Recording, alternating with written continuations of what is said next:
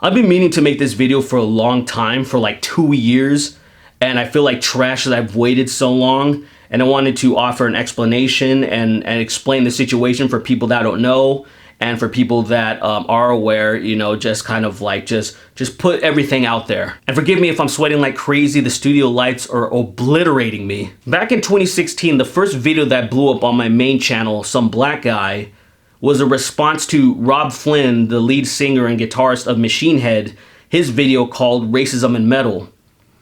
And that video was about Phil Anselmo, the lead singer of Pantera, doing the Nazi salutes and saying white power at a show called Dime Bash. It was a really ugly situation, and then Rob tried to give other examples of Phil's racism, trying to kind of like embolden and back up what happened at the show. And upon going backstage, I bumped into Phil and decided to strike up a short conversation as we were going to play a couple of Pantera songs together.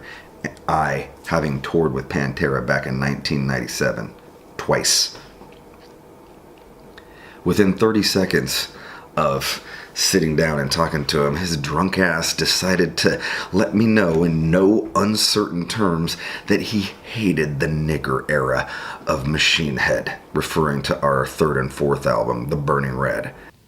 And that was the thing that me and a lot of people also got swept into, because I heard rumors of, oh, Phil might be a racist, this and that, you know, with no evidence whatsoever. It's just rumors you hear. People try to put things together, kind of like Charlie and It's Always Sunny. And then you see that Dimebag had you know, look at his guitar, you know, who knows? So, you know, stuff like that would just kind of like swell around. Kind of like the band Hatebreed. There would be rumors that, oh, Hatebreeds, they're a white supremacist band. And then, of course, it didn't help their cause, where they had an album called Supremacy. So it was just like little things circulating around with no evidence. And I got a little bit caught up in that. And that's what was like the biggest mistake that I made in this situation.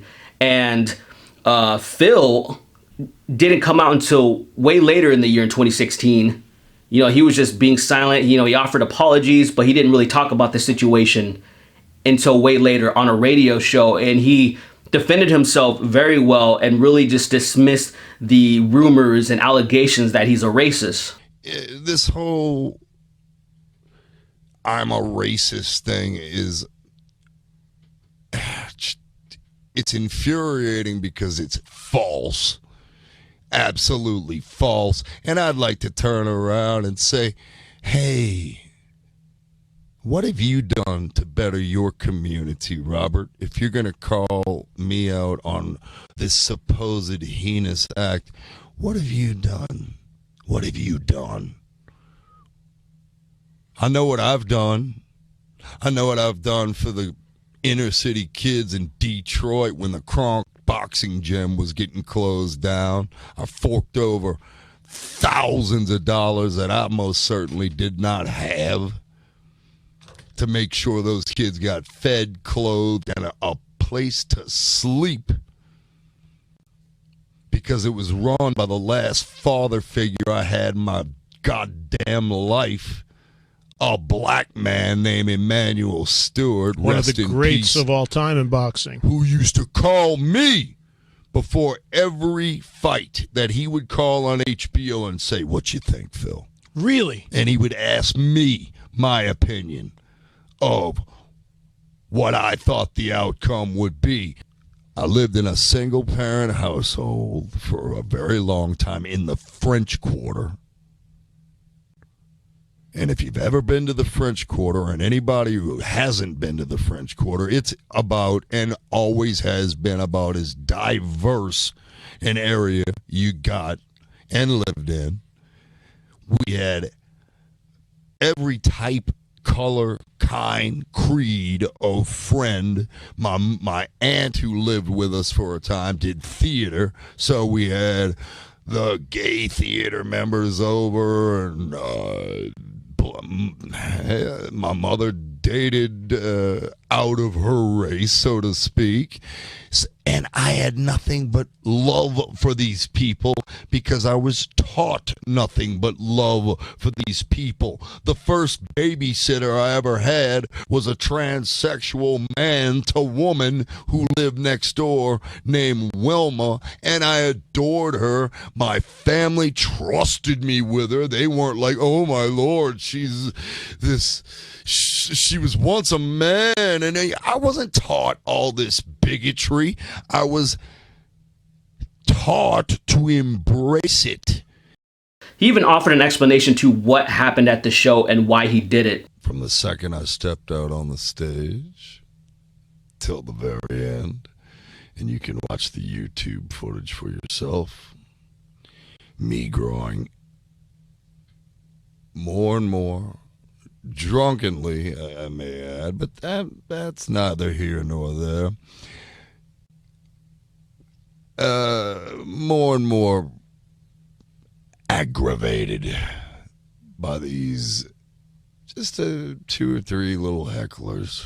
When people start screaming racist over and over and over and over again at me, what I did was show them exactly what the ugliest possible thing I could think of at the time was. This is important, Philip. Let me just jump in right here. So you're saying there were people in the audience before you did that. They were yelling at you constantly throughout the entire... Have you experienced that before at shows? Here and there, sure. But you got to understand, but not quite like this. No.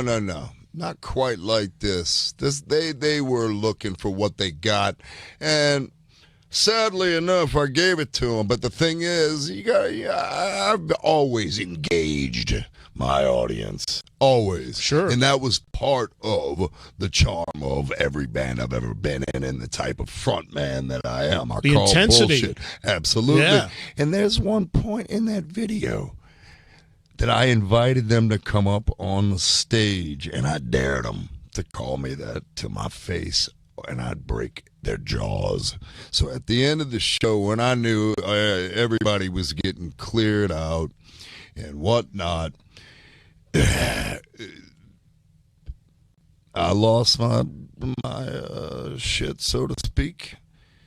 I did what I did, and of course, I could have just walked away professionally and walked away. Yeah, that's fine. Funny enough, just before the gig started, Doug Pinnick from King's X, a gay black man, came to say hello to me. I kissed him on the lips because A, I'm comfortable as hell with my sexuality, and I don't care what people think about me sexually. And then he said, man, you taste good. And it was a white wine. I said, it must be that white power. Ho, ho, ho. Yeah, so that was a joke there. And then some of my musical peers, your words, took that. And by the way, the main culprit wasn't even privy to the room that I was in. He and everybody at this point knows that it's no excuse. You know, like I've talked about it. It was a professional environment. It was a kind of a dumb thing to do, you know, regardless of the situation. He knows that. We all know this. That's not necessarily the point, but it was good to just for him to come out and then talk about what happened so people can have some nuance and some understanding. Now, the only reason I was made aware of this interview because it was nowhere on my radar. I didn't know about it. You know, I hadn't even thought about the situation or anything. It wasn't until a YouTuber named Billy Bong interviewed Phil Anselmo. And then Phil dropped my name specifically. And I don't, listen, I don't go out of my way looking for videos of myself, and especially at that time because everybody was kicking my fucking ass. Well, dude, that I time, didn't watch. I had 100 subscribers, and listen, I didn't watch Derek, that black kid's video till that black kid. That's great. What is it? What's his name? Some black guy, but I like it. Some black guy. it was one of them fucking. I'm not okay. I'm old. No, I love it. It's hysterical. I'm gonna use it. But I didn't watch. I didn't watch his fucking iffy video about the subject till like a week ago. But you know what I did find interesting is that once I had done that Eddie Trunk video, why didn't he respond to that one? When I heard that, it made me look for the interview, and then it made me feel like absolute trash. It made me feel like, holy shit, here's somebody that I looked up to. Here's someone that, someone's music that I've enjoyed for a long time. I remember my brother making a playlist when we were like really young, and it had Cemetery Gates on it. I don't know who the hell showed him that, but I was like, this band's rad. Who the hell is it? And then it got me to listening to other things. And then, of course, Walk was one of my anthems when I was a freshman. I remember that. That was just like the absolute shit. Something that I loved listening to playing football when we still had CDs. So yeah, felt like trash, and I thought I need to make a response to this. Let me download the interview. Let me just do basically what I'm doing now. But I got totally distracted because of the adpocalypse and everything that was surrounding it. There was a lot of issues and a lot of things happening in 2017 that got me completely distracted into the type of content I wanted to make.